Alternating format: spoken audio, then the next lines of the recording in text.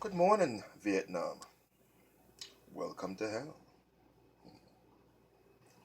This is my message to the President of Iran.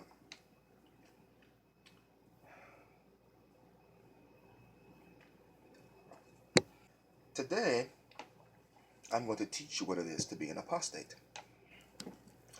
An apostate is someone who have left Islam before and returned to Islam and have decided they want to leave again. But the only way that they can leave is by accepting death.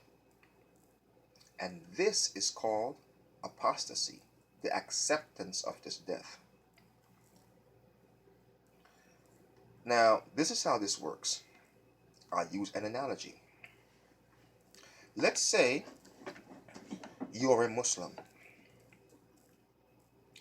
and you have come to the point where you realize you're waiting for Jesus, the son of Mary, to come to lead you to kill all other opposition other than your point of view. Now, when you realize this, you understand this is in no way or form democracy. Because in a democratic society, it's just the issue of the arguing the point of view to a conclusion that is mutually beneficial, even if not beneficial to every individual. So when you realize that a Muslim don't really believe in democracy or any type of democratic republic, because a Islamic Muslim society is an authoritarian society and it's not a tolerant one. It only allows monotheists. It doesn't really allow atheists or idolatry.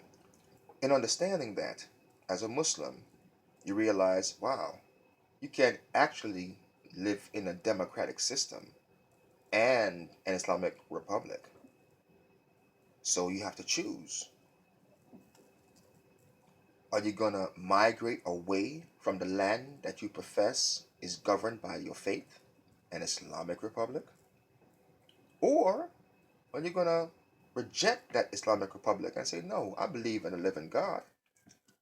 And I also believe in a democratic republic, a society where it's honor your word with your deed.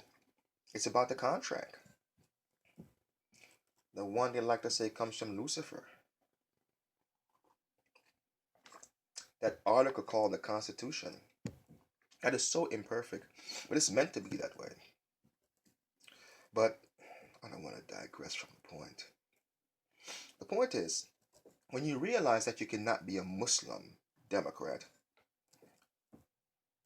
and a Muslim fundamentalist,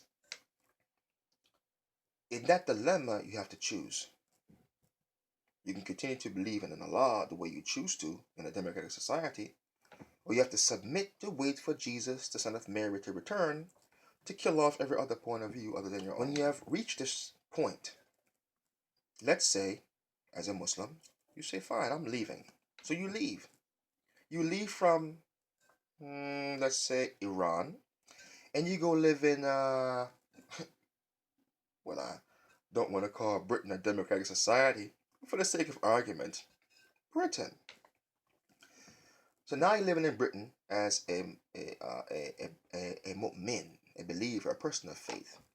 Even though you're not a Muslim, you haven't submitted to the authoritarian laws of the Islamic Republic.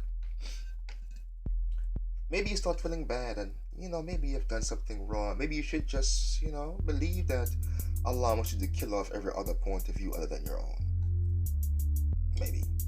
So you decide, you know what, I'm going to return. I'm going back to Iran. To go live in my Islamic Republic with my brothers. When you get there, the number one thing you're told is, you can't decide you want to leave again. Either you're going to be a part of this republic, but if you choose to leave, it's fine. You just have to accept death. And in accepting this death, it is called apostasy. It's where you say you realize you don't want to be a part of something you acknowledge to be undemocratic. So you accepted death. And this death is a testament that you rejected waiting for Jesus, the Son of Mary, to come to kill off every other part of evil.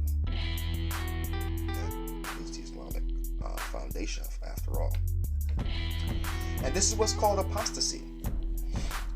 So when you go before the living God and God says, why are you here? You said, I ain't want to be with them slaves. You know, the ones that call themselves Muslims. They're crazy. So I accepted apostasy. And that's what the living God says, good. You were smart enough not to want to impose upon others, but you would never accept upon yourselves. And that is true faith. After all, it is like God didn't know you were in the company of a bunch of hypocrites.